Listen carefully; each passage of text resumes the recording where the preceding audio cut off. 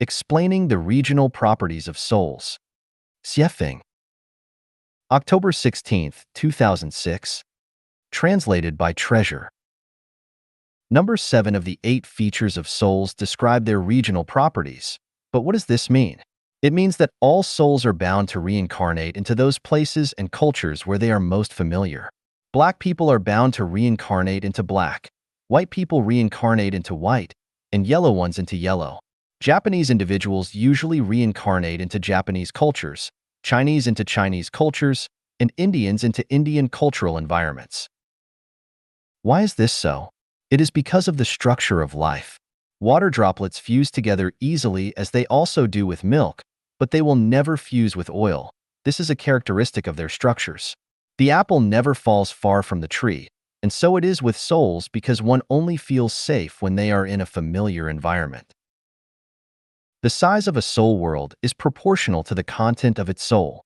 People who live in remote villages all their lives will reincarnate into those same villages because their souls only know those contents and nothing else. The structures of their lives are only in accordance with life in those villages. Structures have attractions, like birds of a feather flock together, and similar structures attract each other. Europeans rarely reincarnate as Chinese because the cultures there do not conform to their soul's contents. They lack gravity to them, or it is far less to them than that of their original culture. Anyone who lives in a strange place within an alien culture will feel out of place, lonely, and eager to go home. Going home is every soul's wish, but where is home? The most familiar place is one's home, and home is one's most familiar place. This is to say that souls have regional properties. Generally speaking, one will usually reincarnate into a place that is most familiar to them. We have never heard of a Tibetan living Buddha coming from Africa or Europe. According to the above principle, souls should reincarnate into their own families, and this would prove the regional property of souls. So why do some people reincarnate into places far away? This question involves their carriers of life.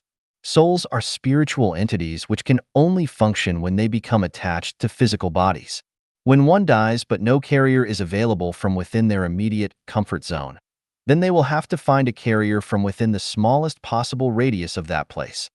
Therefore, if one wants to find their late relative, then they should search within a radius of 10, then 20, then 50, and then within 100 kilometers of their home to find a family that has been blessed with a newborn child soon after their relative's passing. They can then check the birthmark of the child, or sense of the child by their hearts of whether the child is the reincarnation of their departed loved one. Of course, if their relative has gone to heaven or another space, then they might never be found. Some people may not accept the concept of souls' regional properties, though they can be verified thusly. Everyone's dreams reflect the contents of their souls, then would the vast majority of Europeans dream of Asian or African people when they sleep? Of course they would not. Even if one lives in a foreign society now, the frequency of foreign people appearing in their dreams will be low, unless in the next lifetime will some fragments emerge in your dreams. This can raise a great mystery of life. Where do we go in our afterlives?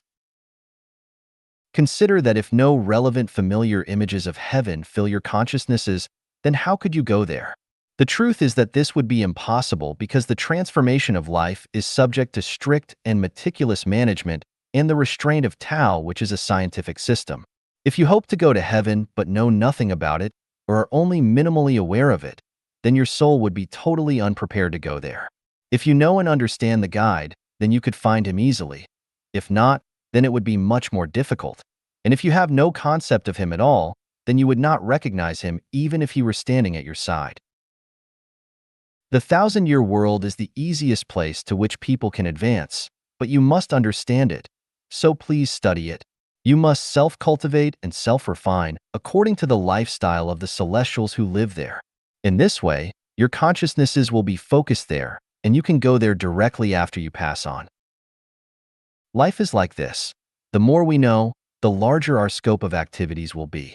What does not exist in our consciousness has no existence in our life. Therefore, we need to make full use of our limited physical time to expand our life spaces. Do not long for the ephemeral, passing mortal world, but for a better place. Understand the place for which you yearn as much as possible. Be reasonable and willing to advance.